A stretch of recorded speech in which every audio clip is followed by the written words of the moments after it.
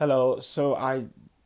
Okay, I just wanted to make this video to reach out to someone, because recently I've had many young gay African men reach out to me, um, you know, some of whom have been outed to their parents as gay, or who decided to come out to their parents, and they've been struggling really, um, as to how to cope.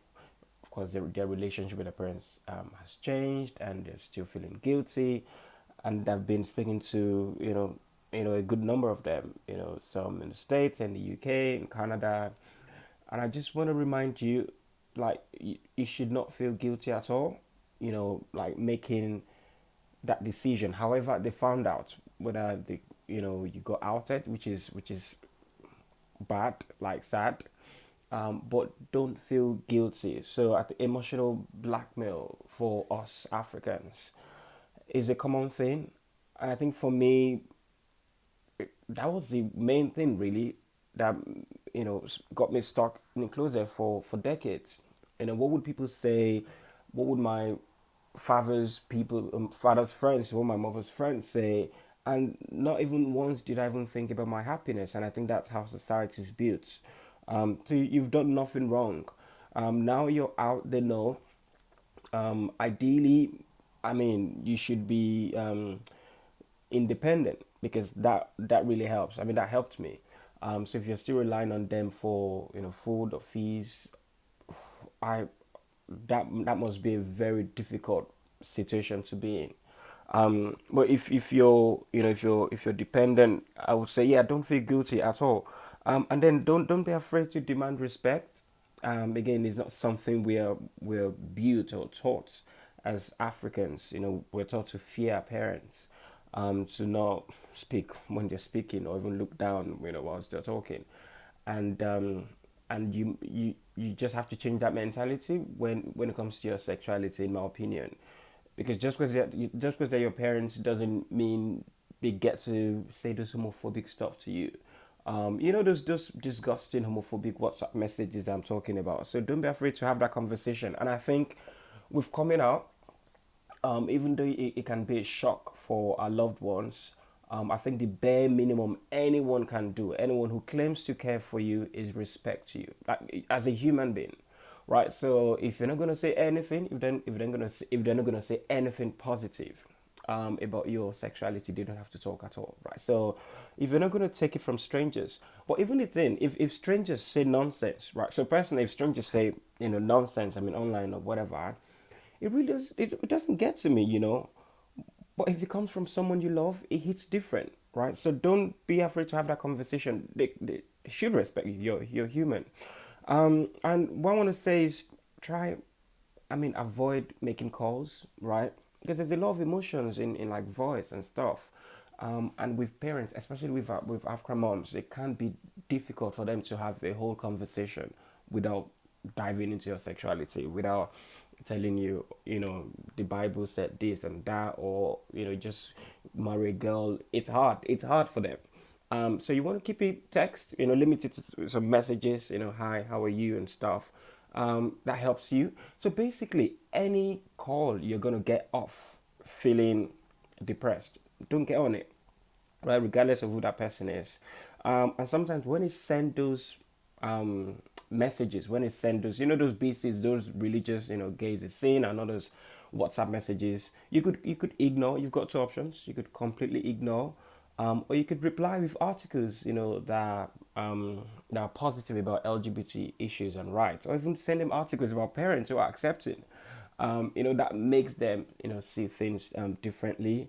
Um, and I think something that has helped me, which I think is a good point, like build allies, because for them it's a shock, and of course we have to be tolerant. Like, of course they've lived their whole life thinking, and you know how parents, especially African parents, from the moment you're born, they start planning your life for you. So you're gonna go to school, blah blah blah. Now you get married. If you're a man, bring a girl home.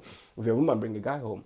And to come out, it's like, wow, you're dashing that dream. Yeah, so it helps us to be tolerant, right?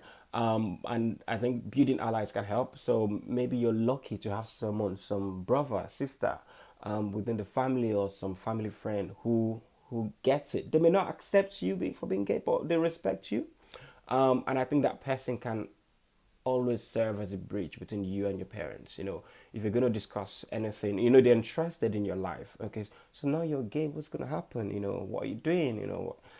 Because they don't know. There's no rule book, right? To be fair, for these people. So if you feel comfortable talking to them, it can help. Because when they speak to your parents, they may help your parents see things differently. So that could be anyone. Yeah. So build allies. Really really helps. And then be safe. So I've had some some, like I said, people I'm speaking to. I think one particular in America who has been going through a lot of homophobia from parents, and was, I think they've asked him to come over and stuff. So I personally, if you don't feel safe going to see them physically, you don't have to go. You don't have to meet with them at home. You don't have to, if you need to see them at all, make sure it's in a public space, an open space, and try and go with your friend. I know this sounds, I don't know, whatever, but I'm actually serious. Because the reality is many African parents would rather were dead than be gay. Like, that is a sad reality, and it's a fact.